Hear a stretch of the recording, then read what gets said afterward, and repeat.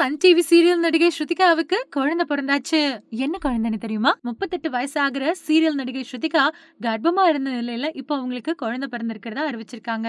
Sun டிவில ஒளிபரப்பான கலசம் சீரியல் மூலமா சீரியல் நடிகையா மாறினவங்க ஸ்ருதிகா. ஆனா இவங்களுக்கு வரவேற்பு பெற்று கொடுத்தது 2010ல இருந்து 2015 வரைக்கும் இயக்குனர் திருமுருகன் இயக்கத்துல ஒளிபரப்பான நாதஸ்வரம் சீரியல் தான்.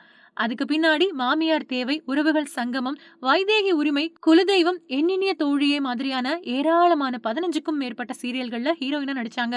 சீரியல் மட்டும் இல்லாம மகேஷ், சரண்யா மற்றும் பலர் வெண்ணிலா கபடி குழு, வேங்கை மாதிரியான படங்கள்லயும் குணச்சித்திர வேடங்கள் நடிச்சிருக்காங்க.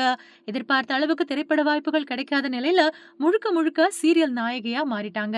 இந்த நிலையில போன 2019வது வருஷம் சனீஸ் அப்படிங்கிறவரை கல்யாணம் பண்ணிக்கிட்ட ஸ்ருதிகா 2 வருஷத்துல அவர் கூட ஏற்பட்ட கருத்து வேறுபாடு காரணமா விவாகரத்து வாங்கி பிரிஞ்சுட்டாங்க. அது மட்டும் இல்லாம மகராசி சீரியல்ல நடிச்ச ஆரியன் கூட இவருக்கு ஏற்பட்ட நட்பு காதலா மாறின நிலையில இவங்க 2 பேரும் போன வருஷம் எளிமையா ரிஜிஸ்டர் ஆபீஸ்ல கல்யாணம் பண்ணிட்டாங்க.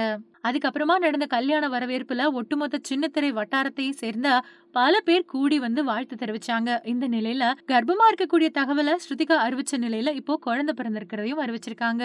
ஸ்ருதிகா ஆரியன் ஜோடிக்கு ஏப்ரல் 28ஆம் தேதி அழகான பெண் குழந்தை பிறந்திருக்கு. ஸ்ருதிகா இத தன்னோட இன்ஸ்டாகிராம் பக்கத்துல அறிவிச்சிருக்காங்க. இதை தொடர்ந்து வாழ்த்துக்கள் குவிஞ்ச வண்ணம் இருக்கு.